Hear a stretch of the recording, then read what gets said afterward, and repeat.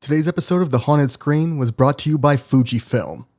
Of all the companies I could be shilling for here, I am thankful that this is one whose products I actually like. I really do shoot on Fujifilm cameras, and I really do like the results. The images are crisp, the colors are gorgeous, and they're super intuitive to use. Now, fall's right around the corner at this point, so if you're thinking about investing in a new camera to take photos of the changing leaves on the trees or the kids going back to school, then give Fujifilm a look. They don't just make the haunted screen possible, though they do, thanks guys. They make possible every decent image I've taken over the past couple years. Okay, on with the show.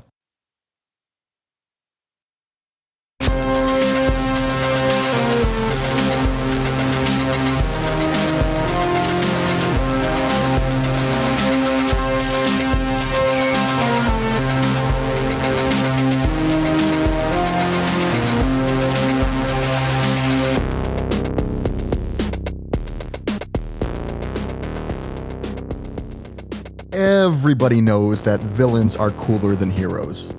Heroes are constrained. Being the good guy means that, well, you have to be good, and that can make you predictable, even a little bit boring. Luke Skywalker, Superman, yeah, they're iconic in their own way, but they're not what you would call exciting. The heroes that interest us most, they tend to have some darkness in them. Han Solo was a smuggler who was ready to shoot first and ask questions later. Batman deals with his abundant mental health issues by chasing after evil clowns and women in dominatrix outfits. Villains, they take this to the next level. They're free to fully embrace those dark tendencies, and humans are hardwired to be intrigued by that. This goes way back, all the way back to Eve being tempted by the serpent in the Garden of Eden. We're interested in characters that flout society's rules and eat the forbidden fruit, because some part of us wants to do that ourselves. And beyond that, villains give us the chance to face what scares us, but buffered by the safe distance of fiction. Death, cruelty, human depravity. We can look at them, process them, all while sitting safely in a movie theater or reading a book in an easy chair.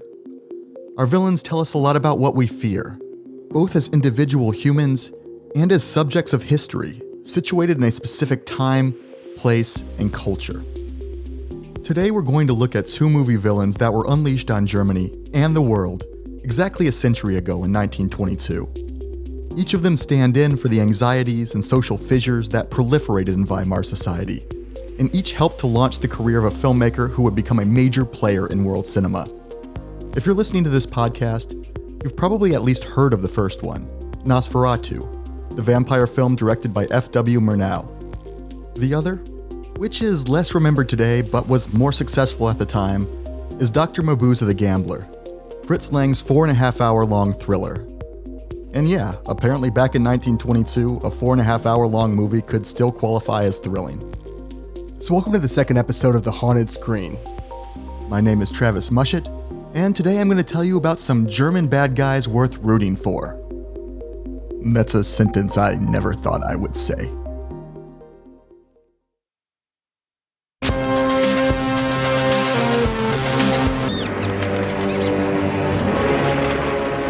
Master, speak. Coach Ferratu's presence was discovered by the humans. He has been destroyed. No bother. The mortal shall soon. I'm sorry, what did you say his name was? Coach Ferratu. Coach Ferratu. That was his real name, like his actual vampire name? No. His vampire name was Balak Alastane. What the f*** would he name himself after a famous vampire movie? Was he doing a bit? I do not know, Your Unholiness. Jesus Christ. From now on, no more of this clever name bullshit. When a vampire is pretending to be a human, they can just call themselves Alan Jefferson or something like that. It's crazy, right? I mean, am I being an asshole?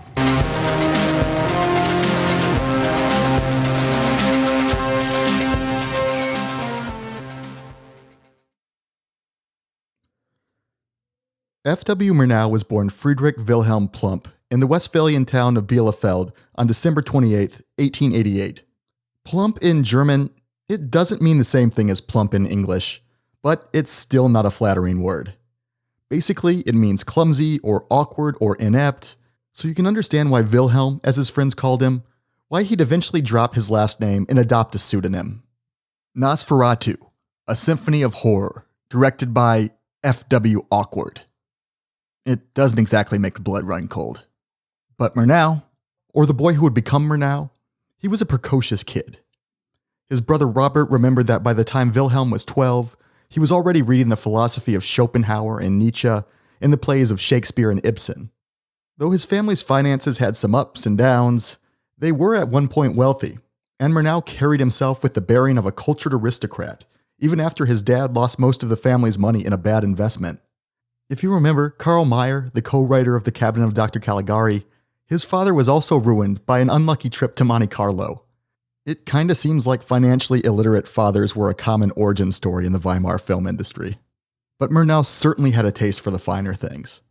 When he was studying at the University of Berlin, his landlady had to write to his dad to demand payment for his son's debts.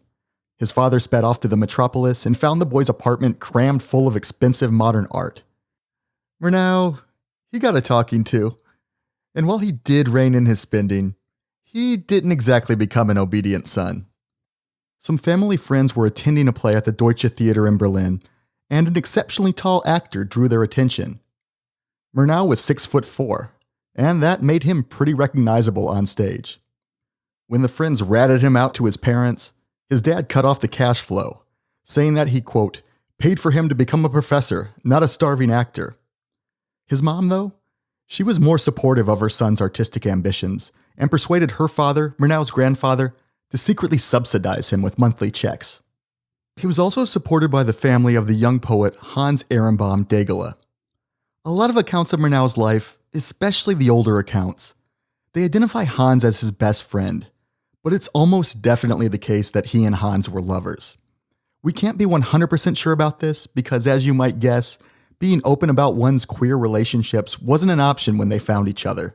It was 1907 when they went off to Berlin together as students, and even in Berlin, which by the 1920s would become maybe the most LGBTQ-friendly city in the world, even in Berlin they had to hide their relationship. Hans's mother was a celebrated opera singer, and his father was a Jewish banker. The Jewish part will become relevant as we move forward. And while it's unclear whether they were aware of the nature of their son's relationship, we do know that they loved not just their own child, but the teenaged Wilhelm as well. He was, by all accounts, part of the family. Then, the war came for them, as it did for nearly every young German man of their generation. Murnau was drafted in 1914, and Hans volunteered that same year. They kept up a correspondence, with Hans at one point sending Wilhelm a book of his own poetry. In one poem, Hans wrote, "You dream of country, happiness, and going home. Patience becomes duty, waiting becomes action. O gray night, O gray and misty night, soon will come death, sharp as a terrible blow. Dig your grave deeper, soldier." Shortly after he wrote those words in 1915, Hans was killed in action on the Eastern Front. As Wilhelm's brother euphemistically described, quote, Murnau was deeply stricken by his friend's death. Their shared grief seems to have bonded Murnau even more deeply with Hans's family. He spent his leave with them in 1916, but brutally, this surrogate family was soon to be ripped away from him as well. Hans's father died not long after, and just a few years later, his mother followed. In her will, she left her home to the University of Berlin, but only on the condition that Wilhelm was allowed to live there for the rest of his life. There are a lot of things about war that feel pretty unimaginable to me. I have no idea what it would feel like to sprint toward enemy trenches with machine gun fire bearing down on me. But in World War I, millions of men did it, or were forced to do it by their superiors. Another aspect of war I can't imagine is how soldiers managed to keep it together and keep fighting when so many of them must have been in so much grief. Their friends, their brothers, their lovers, they were dying at a mind-boggling rate. You might remember from the first episode of this season that 1 in 25 Germans died in that war. Among enlisted soldiers, the figure is estimated to be around 1 in 7. Death was a constant presence, but they still had to keep fighting. And that's what Murnau did. He even became a fighter pilot for the Luftwaffe, and survived 8 crashes without any serious injury. He also managed to keep his spirits up enough to become popular among his comrades. One of them, Major Wolfgang Schramm, he remembered him as a curious mixture of a wandering gypsy and cultivated gentleman. Murnau would recite poems around the campfire, and during his time at what sounds like a particularly pleasant POW camp in Switzerland, he directed a play that earned an award from the Swiss government. And despite the war's harsh circumstances, Murnau didn't abandon his sense of style.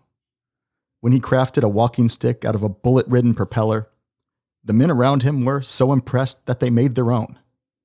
As Major Schramm put it, Murnau used to create our fashions and customs. He was the accepted authority in his section on all cultural activities and accepted with a smile of pride any praise of his creative gifts. World War I finally ended in November of 1918, and in February 1919, Murnau returned to Hans's parents' home in Berlin. He pretty immediately threw himself into the emerging German film industry. By this point, he'd moved away from acting to focus on directing, and he founded an independent production company with a friend from his theater days, Conrad Veidt. This is, of course, the same Conrad Veidt who would soon play Cesare, the gaunt, proto-goth sleepwalker in the cabinet of Dr. Caligari. The next few years were prolific ones, as Murnau came to master both the mechanics and the subtleties of his new medium. In the 2 years before he started work on Nosferatu in 1921, he directed no fewer than 9 feature films. But since film preservation wasn't a priority at this point, only 2 of these early movies survive in their entirety. The truth is, we're really lucky that Nosferatu itself survived. The film is an unauthorized and barely concealed adaptation of the novel Dracula by Bram Stoker. Names and locations were changed, but the story was essentially the same. And when she found out about it, the author's widow, Florence Stoker, was furious. After a few years of legal wrangling, the courts ordered that all copies of Nosferatu should be burned. Thankfully, though, prints of the film had by that point made their way abroad, beyond the grasp of Mrs. Stoker. This litigious backstory became especially ironic when German director Werner Herzog set out to remake the film in the late 1970s, after Stoker's story finally entered the public domain.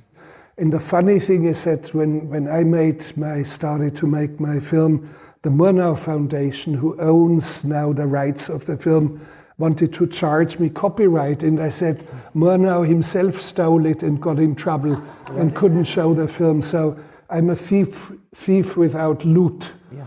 Face it. Any excuse for a Herzog cameo, right? But despite being Nosferatu's director, the blame for this pretty blatant case of copyright infringement really doesn't fall on Murnau. After all, the film wasn't his idea. The driving force behind Nosferatu's production was an artist and architect named Albin Grau. Weimar Berlin was one of the weirdest, most interesting places in modern history. And even in that context, Grau was a notably weird, interesting guy. On top of his artistic output, he was a major player in Germany's occult circles, where he went by the name Father Pacitus. Grau was a high-ranking member in a mystical brotherhood known as the Ordo Templi Orientis, and he was even acquainted with the British magician Aleister Crowley, who would come to be called the wickedest man in the world, or, the guy from that Ozzy song. Mr. Crowley! Grau wasn't a fan of Crowley's militantly anti-Christian theology, but dark, sinister subject matter held a special fascination for him. He even claimed to have heard first-hand accounts of vampire sightings during his wartime service in the Serbian campaign. After the conflict, Grau wrote the following account. It starts with an alleged quotation from a local peasant. "Before this wretched war, I was over in Romania. You can laugh about this superstition, but I swear on the Mother of God that I myself knew that horrible thing of seeing an undead." An undead? One of us asked. Yes, an undead, or a Nosferatu, as vampires are known over there. Only in books have you heard those strange and disturbing characters spoken about, and you smile at these old wives' tales. But it's here, where we're at in the Balkans, that one finds the cradle of those vampires. We've been pursued and tormented by those monsters forever. Now, who knows whether or not Grau actually heard such a story when he was at war? And if he did, it seems likely that the peasant was just screwing with him. But what is clear is that he was dead set on making a vampire film. He's the one who co-founded a soon-to-be bankrupt production company specifically to make this and other occult-themed movies. He's the one who created the concept art that was instrumental in establishing Nosferatu's visual style, including the iconic bald, bat-eared vampire himself. And he's the one who hired Heinrich Galeen to adapt Dracula into a screenplay and F.W. Murnau to direct. So here's a quick summary of the movie they created together. It's the year 1838 in Wiesborg, Germany, and an estate agent sends his young employee Thomas Hutter to Transylvania to meet with the mysterious Count Orlok. I have a task for you. Something I don't dare trust to anyone else. Orlok is interested in buying the house across the street from Hutter's own home, and it's up to him to close the deal. Hutter hops in his coach and heads to Orlok's castle. A ghost castle. A traveler who enters into that land of phantoms is lost. Orlok, it turns out, is one spooky specimen. Even if you haven't seen the movie, you've probably seen pictures of this guy. If you need a refresher though, check out the show notes. Still pretty unsettling, right? It gets weirder. At dinner, Hutter cuts his thumb and Orlok tries to suck the blood. Please, let me do it. It's the oldest remedy in the world. Hutter is understandably creeped out and retires to his room. When he wakes up the next morning, he finds 2 little marks on his neck that he attributes to mosquitoes. Later on, Orlok signs the papers on his new house, and he notices Hutter's locket has a photo of his wife Ellen. What a lovely throat. The next day, Hutter's having a look through the castle when he comes upon a coffin. Orlok, of course, is asleep inside it. Once it gets dark, Hutter spies Orlok loading some coffins onto his coach before leaving for Wiesborg, so the young man quickly takes off to protect his wife. I've got to get out of here. Orlok transfers from coach to ship for the last leg of his journey and kills everybody on board. Once he gets to Wiesborg, he keeps up the murder, which everyone just blames on the plague. Go home quietly, please. Shut the doors and windows. Doing some research about the strange goings-on, Ellen learns that vampires can be defeated. Should a woman pure of heart make him forget the cry of the cock, the first light of day will destroy. Sure enough, Orlok shows up in Ellen's bedroom, and she allows him to feast on her blood.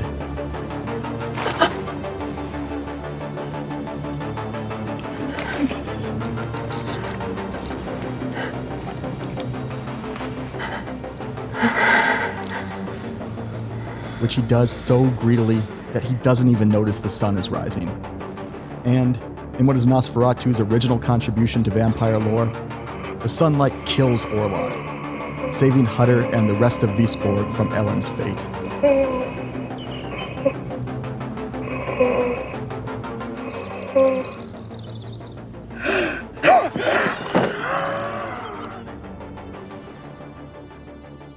So that's the story.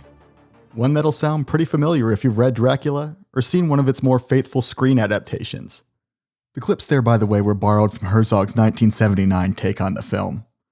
But regardless, it's not the plot that makes Nosferatu a classic.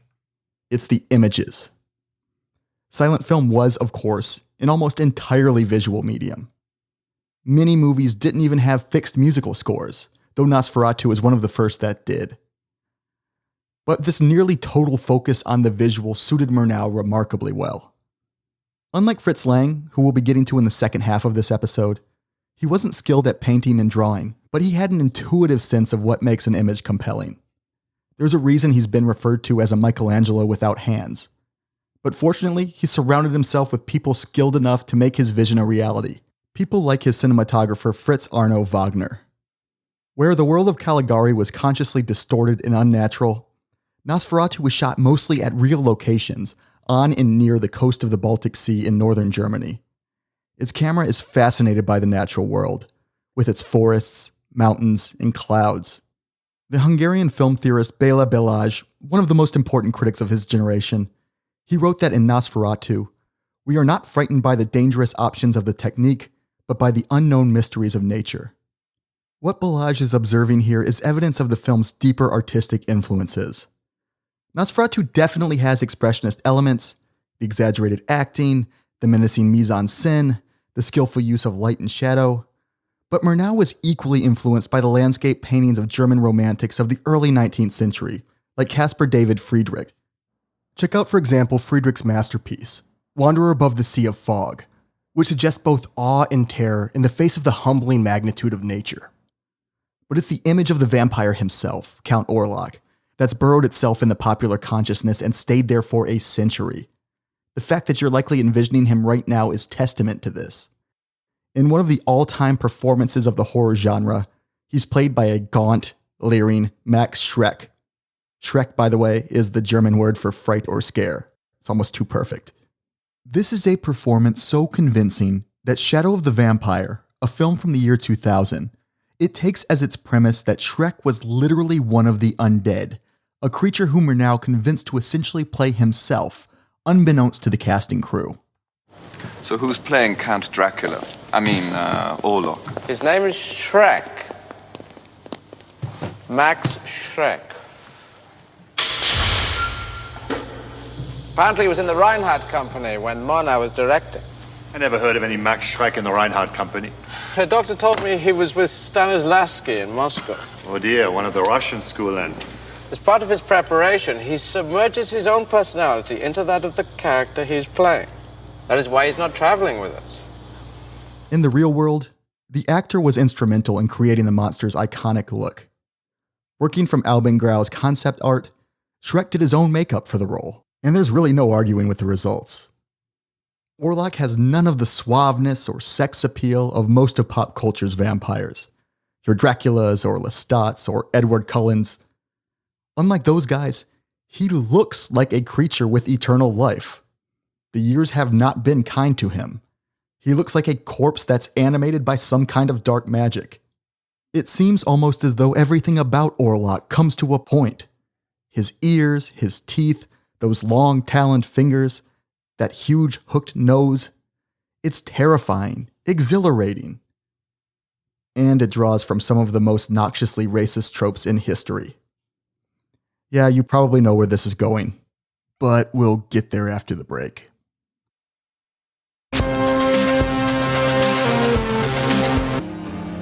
It was a seduction, but mere carnality was not his aim. I was repelled and drawn in all at once. When he spoke, it was in Italian, but with a thick German accent.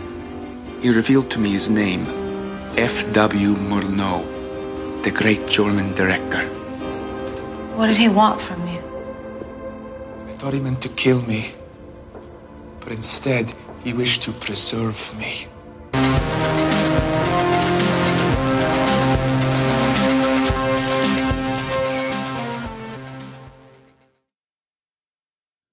The overlap between the appearance of Count Orlok and the anti-Semitic cartoons that proliferated in Germany from the 19-teens and 20s and on through the Nazi era are pretty uncomfortable. If you want a side-by-side comparison, look at the show notes. It's more than a little upsetting, especially if you're someone like me, who has a lot of affection for this movie. That big bald head, those fangs, those claws, and especially that oversized nose. Orlok isn't too far away from drawings that you'd see in Der Stürmer, the most virulently racist of the Nazi-aligned newspapers. In fact, those drawings may have been directly influenced by Nosferatu. The website for the Museum of the Jewish People in Tel Aviv claims that Julius Streicher, the founder and publisher of Der Stürmer, that he was present at the film's premiere, and that he became so obsessed that he returned to watch the movie over and over again. The museum says, quote, "For Streicher, the vampire represented the other, the deformed, ugly, un-German, disease-ridden well poisoner. In other words, the Jew." Now, this is information that I haven't been able to corroborate anywhere else. For this podcast, I've read multiple books specifically about Nosferatu, and none of them offer any other accounts of Streicher being at the premiere, so take the museum's claim with a grain of salt. But even if the story is apocryphal, and if I'm being honest, I suspect that it is, it speaks to the striking and disturbing similarities between the vampire and the anti-Semitic stereotypes circulating in Germany at the time. Even beyond Orlok's physical appearance, there are reasons to see traces of anti-Semitism in the film. First and foremost is the fact that the monster in question is a vampire. If you're not well acquainted with history's vast compendium of anti-Semitic conspiracy theories, well, I envy your innocence, which I am about to sully. But from the Middle Ages forward, there has been a stubborn and manifestly untrue accusation leveled against Jewish communities known as blood libel. Blood libel is the claim that Jews routinely slaughter Christian children in order to use their blood in religious rituals, typically by including it as an ingredient in the matzah bread served at Passover seders. Yeah. And people believe this, or rather they choose to believe this, up to the present day. As recently as March 2020, the Italian artist Giovanni Gasparo, who has received the patronage of the Roman Catholic Church and shown his work at the hyper-prestigious Venice Biennial, he unveiled a painting that earnestly depicts the mythical 15th century murder of a Christian child by Jews. Given all this history, it can be, upsetting to watch the climactic scene in Nosferatu, where a hook-nosed Count Orlok feasts on the blood of Ellen, an innocent blonde Aryan. There is, however, no reason to think that Murnau was personally anti-Semitic, or that he set out to turn his vampire into a distinctly Jewish villain. Alexander Granick, who played Hutter's traitorous boss Herr Nock in Nosferatu, he was a friend of Murnau since their acting school days. He was also Jewish, and in his memoirs, Granick remembers Murnau being protective of him and defending him when one of their professors let loose an anti-Semitic tirade. And don't forget, the man who could be said to be the love of Murnau's life, Hans Ehrenbaum Degela, he was himself half Jewish. What's more, Nosferatu's screenwriter, Heinrich Galeen, was also a Jew. So this wasn't some anti-Semitic slander film of the kind that would become so ubiquitous after Hitler rose to power in 1933 and installed his minister of propaganda, Joseph Goebbels, atop the German film industry. It's not some sickening cinematic artifact of bigotry like The Eternal Jew or Jude Seuss. But intentionally or not, the specific prejudices and anxieties of an era are inevitably going to bubble up in that era's art, and especially in its horror movies, a genre of films that set out to find and exploit the things that upset us and scare us. In the 1956 American film Invasion of the Body Snatchers, alien spores grow to perfectly replicate the human inhabitants of a California town. No, you've got to get out of here, please! They come from another world, spawned in the light years of space, unleashed to take over the bodies and souls of the people of our planet, bringing a new dimension in terror to the giant super scope screen. The characters have trouble telling their neighbors apart from the extraterrestrial infiltrators, and the paranoia that sets in has been widely interpreted as an allegory of Cold War anxiety, when a lot of Americans became obsessed with rooting out closeted communists in their midst. And in 1968's Night of the Living Dead, the protagonist, a black man, he survives the zombie hordes only to be shot dead by a truckload of white vigilantes who mistake him for a threat, for one of the ghouls infesting their town. All right, Vince, hit him in the head, right between the eyes. Good shot. Okay, he's dead. Let's go get him. That's another one for the fire. In both cases, the filmmakers insisted that they did not set out to make political films. But the politics seeped in, or at least were read into these movies by the audiences who watched them through the lens of their own historical context. So what was the historical context in Germany in 1922? How could such ugly tropes have wormed their way into a mainstream film made by artists who were, by all accounts, not anti-Semites? Well, the history of bigotry towards the Jewish community in Europe is depressingly long, and there's no way I can exhaustively cover it here. But it is worth looking into some of the immediate history, particularly with regard to World War I.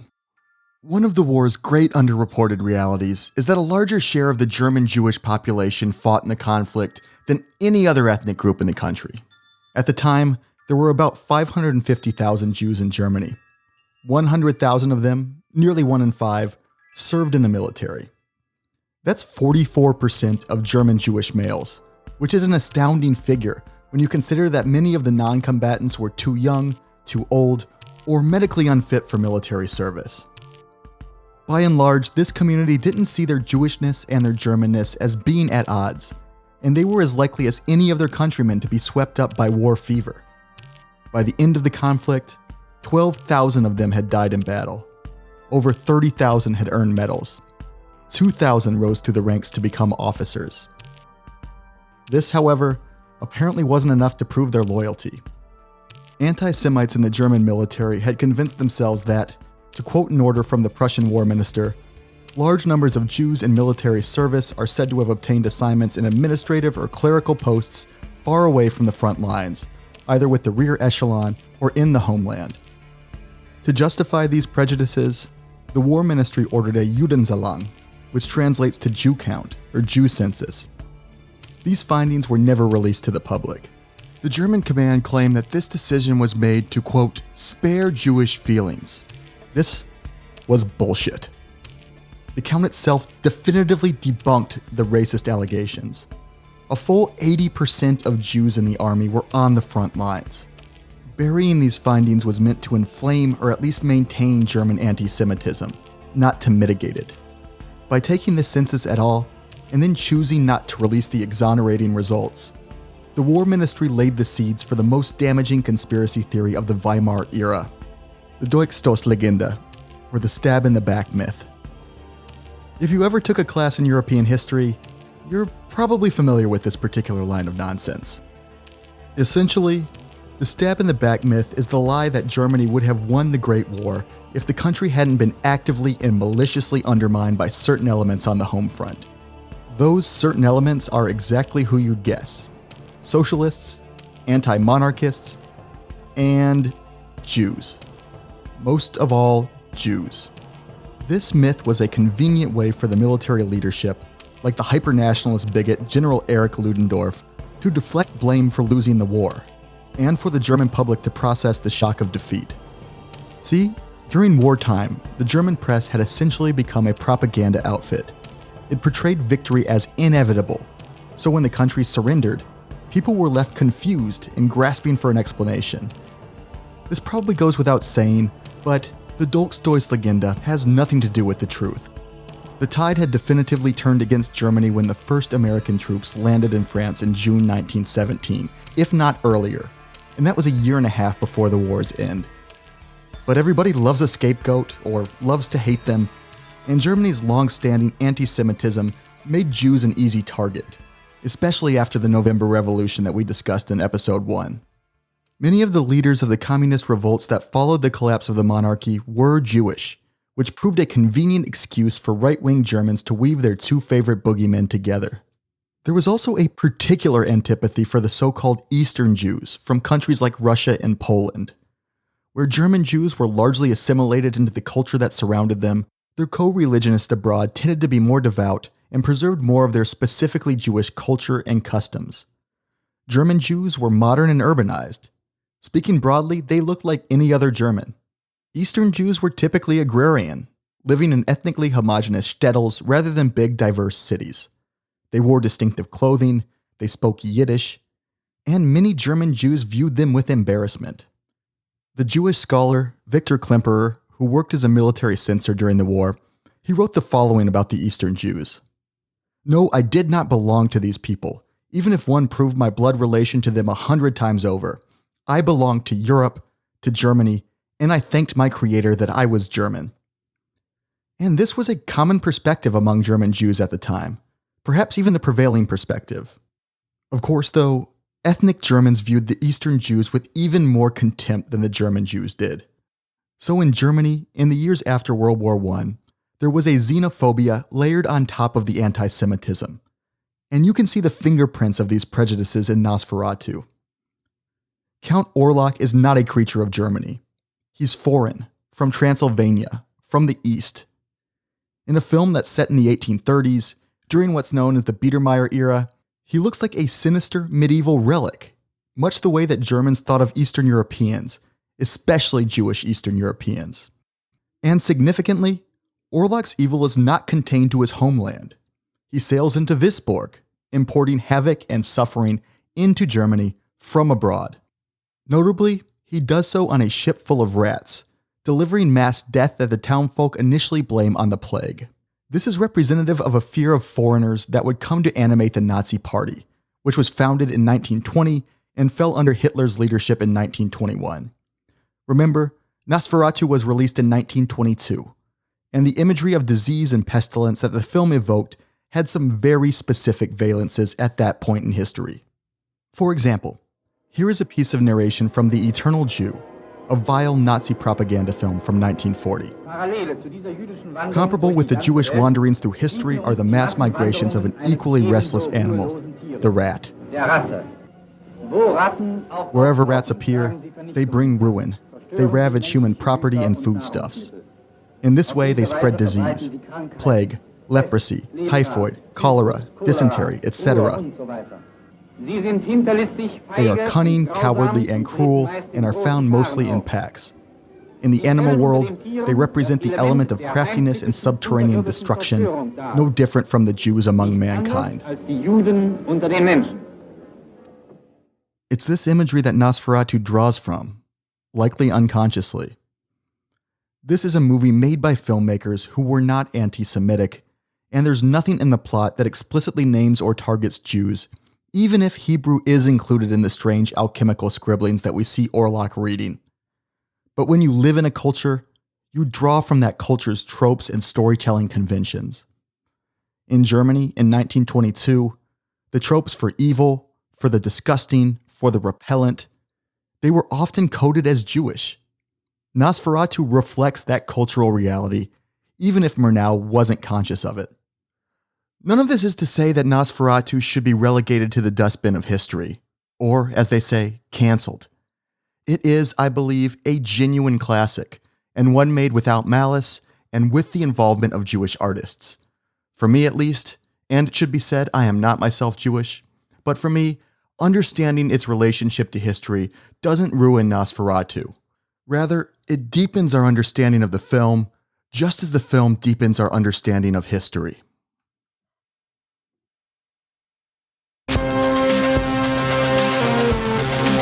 Hey, it's me, your faithful host, fulfilling my contractual duties and giving you one more reminder that Fujifilm cameras really are great. So let me tell you a quick story. Just a month or so ago, my sister and I got hired for a freelance gig where we had to approach and interview random people on the streets of New York. Now, I am an introvert, so dealing with strangers kind of mortifies me, but since Fujifilm had my back, at least I didn't have to worry about the quality of my footage. I have literally field tested this gear. The results were excellent, the client was psyched, etc., etc., etc. So if you're on the market for a camera, do yourself a favor and consider the folks at Fujifilm.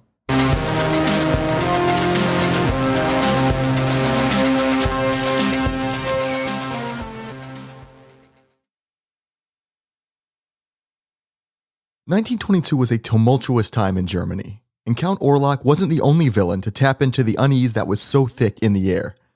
So did the title character of the two-part, 4.5-hour epic, Dr. Mabuse the Gambler. Now, in our next episode, we're really going to dive into the lives of the power couple behind that movie, the director Fritz Lang and the screenwriter Thea von Harbu. So I'm going to sidestep the biographical context right now and just jump right into the film. At 4.5 hours, this is obviously a long one to sit through, but I promise it does lend itself to watching in digestible chunks. The movie is divided into 12 chapters, each of which averages just over 20 minutes. Or you can watch it like they did at Mabuse's premiere in April 1922, taking it in 2 parts on successive nights. But for those of you who very understandably don't have the endurance or maybe the desire to sit through this one, here's a summary of what happens. Dr. Mabuse, the scoundrel who gives the film its name, he's a criminal genius right out of a Bond movie. We shall see a new power dominating the world. He's a master of disguise, a hypnotist, a counterfeiter of currency, and a psychiatrist. And he's worshipped by a small crew of henchmen, including the cabaret dancer Kara Karaza, who is desperately in love with the monster she believes to be, quote, the greatest man alive. That's me, darling. Unusual places, unusual love affairs. We're introduced to Mabuse as he executes an intricate scheme to sow chaos at the stock market, a plot that secures a big payday for himself and spells disaster for his unlucky victims. You realize what this means? It means bankruptcy and scandal. Next, he heads for a Spielklub, or gambling den, where he hypnotizes the son of a wealthy industrialist and forces him to throw a card game, which, of course, further pads our villain's wallet. Greed, for lack of a better word, is good. These exploits draw the attention of Norbert von Wink, a clever prosecutor who is looking for connections between the suspicious goings-on that are raging through Berlin. The film becomes a cat-and-mouse game between von Wink and Mabuse, essentially a Sherlock Holmes and Moriarty. And as the prosecutor closes in on the gangster, both of them find themselves enamored with the gorgeous, world-weary Countess Told. I want you to live with me and die with me and everything with me. Mabuse kidnaps her, and, under the auspices of his day job as a psychoanalyst, he takes on her husband Count Told as a client and manipulates him into suicide. Meanwhile, the police apprehend the lovelorn Kara Carrazza, who also kills herself rather than betray Mabuse. Oh, happy dagger. Apparently, this body count isn't high enough for the doctor. So when Von Wink stops by his office to inquire about what could have driven Count Told to off himself, Mabuse cons him into attending a magic show of a certain Zandor Velteman. Of course, Velteman is Mabuse in disguise, and he uses the performance as a chance to hypnotize the prosecutor. Look at me in the eyes. Now under Mabuse's spell, Von Wink hops into his car and tries to drive it off a cliff. Thankfully, his men stop him just in time, and now awakened from his hypno haze, he's able to put the pieces together and identify Mabuse as the fiend who is wreaking havoc throughout the city. He's the real monster. The police surround Mabuse's house, and an epic gunfight ensues. Things do not go the doctor's way. The Countess gets rescued, and his sidekicks are all either killed or captured. So our villain tries to make a last-ditch escape through an underground tunnel. But rather than finding his way to freedom, he accidentally ends up locked in the cellar. There he has ghostly visions of the people he's killed. And by the time the police finally find him, he's been driven insane. Okay, even with all that plot, I had to leave out plenty. Like I said, this is a 4.5-hour movie we're talking about. But critics and audiences in Germany had the patience for it. Unlike Nosferatu, Mabuse was a hit. And also unlike Nosferatu, this film was immediately recognized as an artifact of its historical moment. Indeed, it was even marketed as an up-to-the-minute commentary on Weimar Germany. You can see this in the subtitles of Mabuse's 2 parts. Part 1, A Picture of Our Time, and Part 2, A Play About People of Our Time. The actor who played Dr. Mabuse, and played him with an appropriately mesmerizing dark charisma, was named Rudolf Klein Roga.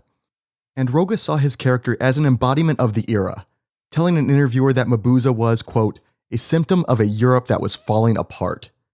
The newspapers agreed that there was something distinctly now about the film, calling it both a mirror of the age and a document of our time.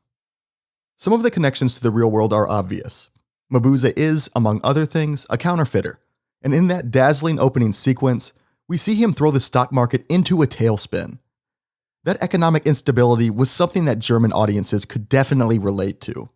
Though inflation hadn't yet hit the absurd levels you'd see by 1923, that train was leaving the station by the beginning of the decade.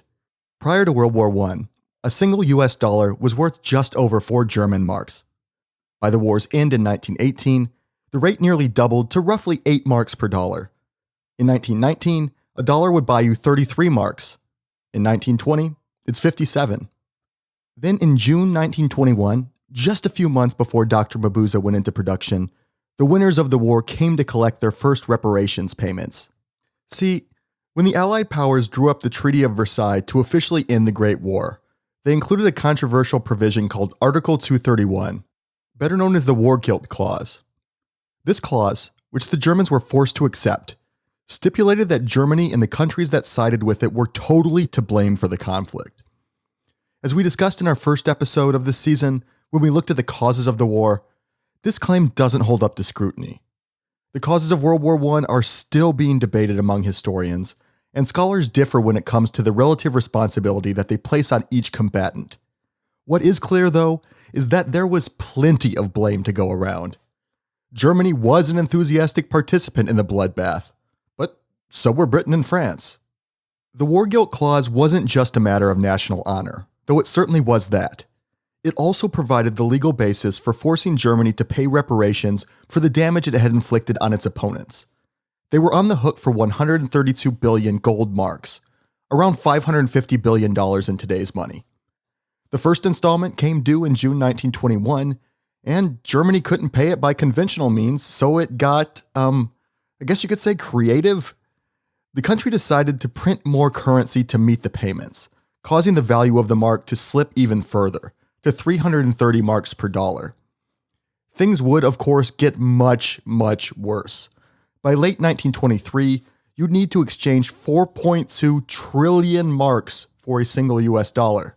To have enough money to buy anything, people had to push around their money in wheelbarrows. Clerks at stores took to weighing the stacks of bills on scales because counting them just wasn't feasible. Households even burned cash for warmth because it was cheaper than firewood. According to the economist John Kenneth Galbraith, the constant demand on people to make calculations of ever-shifting currency values could lead to a psychological condition called zero stroke, which manifested in a compulsion to write out endless rows of zeros. Things hadn't gotten that bad by the time Mabuse was released in 1922, but the economy's downward trajectory was already clear, and Fritz Lang put that emerging financial mayhem on the screen.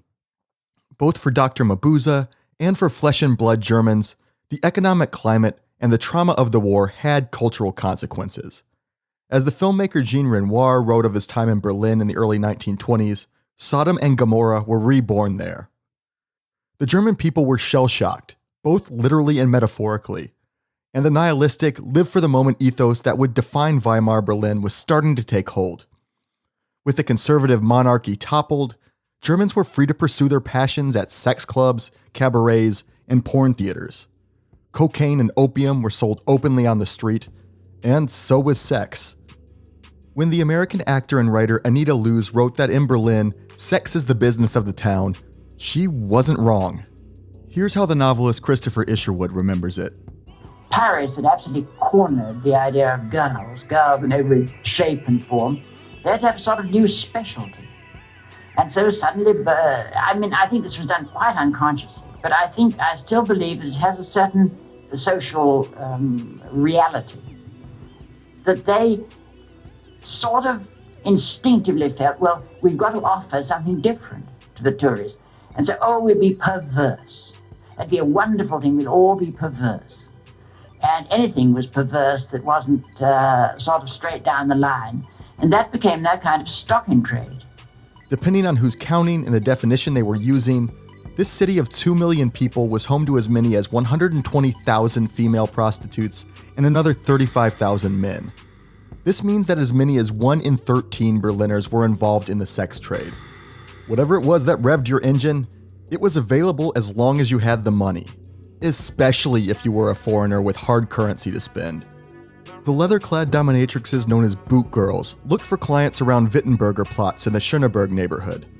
A writer who arrived in the city during the heart of the inflation crisis remembers them like this. Some of them looked like fierce Amazons, strutting in high boots made of green, glossy leather. One of them brandished a supple cane and leered at me as I passed by. "Good evening, madam," I said.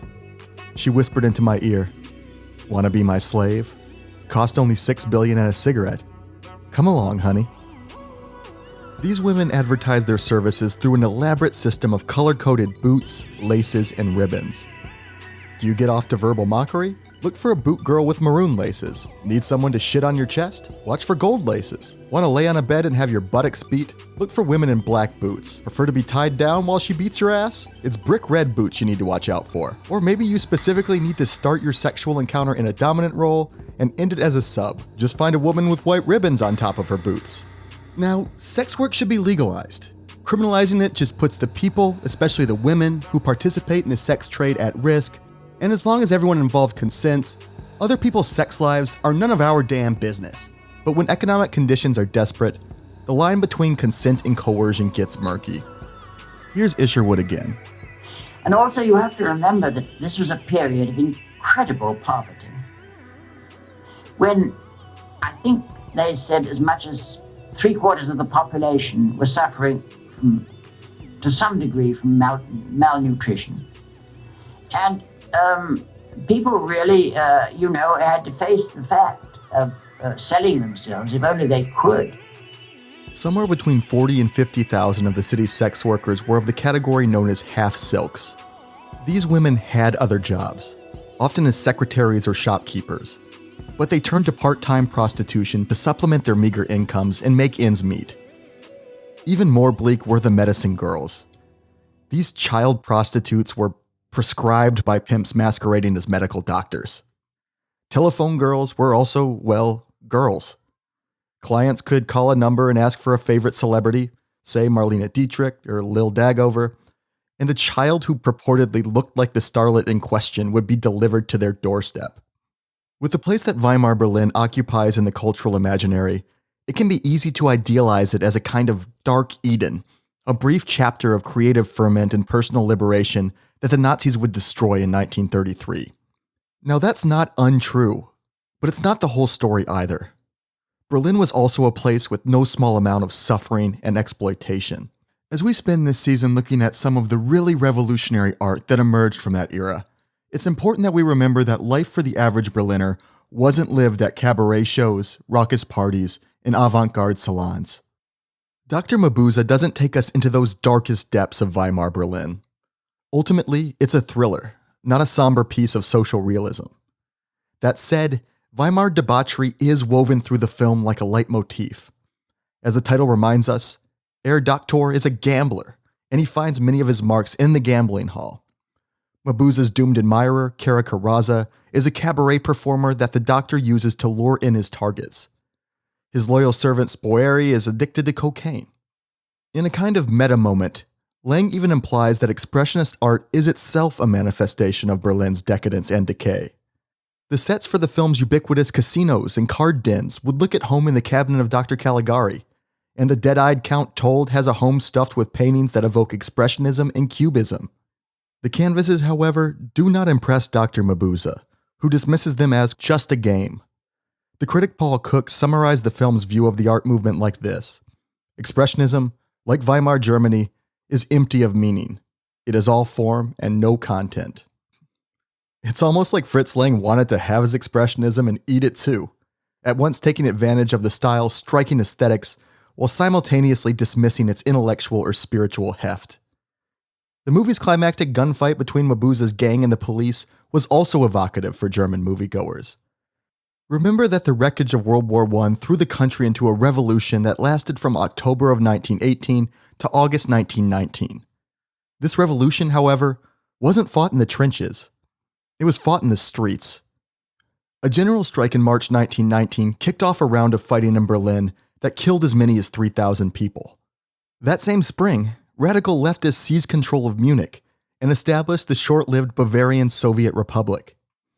Ironically, on International Workers' Day, May 1st, the combined forces of the German army and the paramilitary Freikorps fought their way into the city, using flamethrowers, heavy artillery, armored vehicles, and even aircraft. They crushed Munich's communists and anarchists in the space of 5 days. Over 600 people were killed. More than half of them were civilians. On top of that, the government executed over 1,000 leftists in the aftermath of the Soviet Republic's downfall. So when audiences saw Mabuse and his men shooting rifles out apartment windows as the police take cover in doorways and alleys, it didn't read as fantasy. Many of them had seen or even participated in that kind of violence just a few years earlier. Their country was still coping with the consequences. And these connections appear to have been intentional. Eric Palmer, who produced this film, as well as The Cabinet of Dr. Caligari, he said that the character of Dr. Mabuse was a kind of spiritual heir to the left-wing revolutionaries, conning, kidnapping, and sometimes even killing members of the German upper crust. Fritz Lang saw his film as a kind of bizarro documentary of Weimar chaos, even claiming that he originally planned to open the movie with a montage of actual footage of revolutionary combat. But more than any specific historical references, Dr. Mabuse the gambler and the magnetic villain at its center capture the general mood of Germany in the early 1920s, its zeitgeist, if you will. The tumult of Weimar Germany was multifaceted: political, economic, and cultural. Everything that had seemed so solid before the war, an advanced economy, the monarchy, traditional norms and customs, it had all seemingly melted into air. The program handed out at the film's premiere was forthright about the links between Mabuse and Germany's generalized state of mayhem, saying, quote, "Mankind, swept about and trampled down in the wake of war and revolution, takes revenge for years of anguish by indulging in lusts and by passively or actively surrendering to crime." At the same time, though, the film simplifies all the complex historical forces that led the country to this point by essentially pinning them on one single bad guy.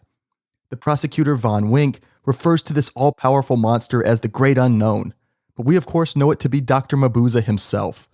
He's the man behind the curtain, a fantastical and fantastically simple explanation for why things are the way they are. The critic Siegfried Krakauer argued that Mabuse's ability to control minds and his seemingly limitless power over society anticipated the rise of Hitler. But Herr Doktor seems more interested in reveling in chaos than in trying to impose some kind of fascist order onto it. More interesting is the line of thought that sees Mabuse, the architect of social collapse, as a character that's coded as Jewish. Mabuse is a doctor of psychiatry after all, and in the Germany of the 1920s, psychoanalysis and Jewishness were seen as inextricably intertwined. The field's founder, Sigmund Freud, was an Austrian Jew, and when he founded the Wednesday Psychological Society, which is considered to have launched the psychoanalytic movement, all 4 other charter members were Jewish as well. What's more, when Mabuse disguises himself, he often impersonates people or professions that Germans would associate with the Jewish community. The most obvious example comes when he wears the beard and black hat of an Orthodox Jewish peddler, but at various points he also dresses up as a stockbroker, a professor, and a socialist agitator. Especially in the anti-Semitic imagination of Weimar Germany, audiences would be primed to see each of these characters as Jewish. And what could be a better cinematic manifestation of the stab-in-the-back myth than a Jew secretly undermining the German social order? The Nazis certainly saw it that way, with one Nazi critic writing that Mabuse was a quintessential Jewish figure, hell-bent on achieving mastery of the world. So that brings us full circle. Both of these villains, Count Orlok and Dr. Mabuse, they aren't just compelling characters. They're pinholes that let us peer into the Weimar era, and prisms through which we can see that era's prejudices and anxieties refracted onto the movie screen. And next week, we'll be looking at the husband-wife team that brought Mabuse to life, the director Fritz Lang, and the screenwriter Thea von Harbu. If you're following along, the films we'll be focusing on are 1921's Destiny, 1924's Die Nibelungen, and Metropolis from 1927. All of these movies can be streamed for free on YouTube. Watch if you want, and don't if you don't. Either way, I hope to see you there. The theme song for The Haunted Screen, as well as other music, comes courtesy of the Great Pacific Garbage Vortex. Additional music from Coma Media, Antipodian Writer, Arndt Stelter, and Audionautics. In accordance with the principles of fair use, we use clips from Rick and Morty, UCTV, Ozzy Osbourne, 1979's Nosferatu the Vampire, Shadow of the Vampire, American Horror Story, Invasion of the Body Snatchers, Night of the Living Dead, The Eternal Jew, You Only Live Twice, Cabaret, It's a Wonderful Life, Wall Street, Lolita, Franco Zeffirelli's Romeo and Juliet, Svengali, Dr. Kin, and Memories of Berlin. The spooky ghost noise in the Mabuse sequence is courtesy of Lara Sloiter. Thanks so much to our sponsor Fujifilm, and of course to you for sharing your time with me. Until next episode.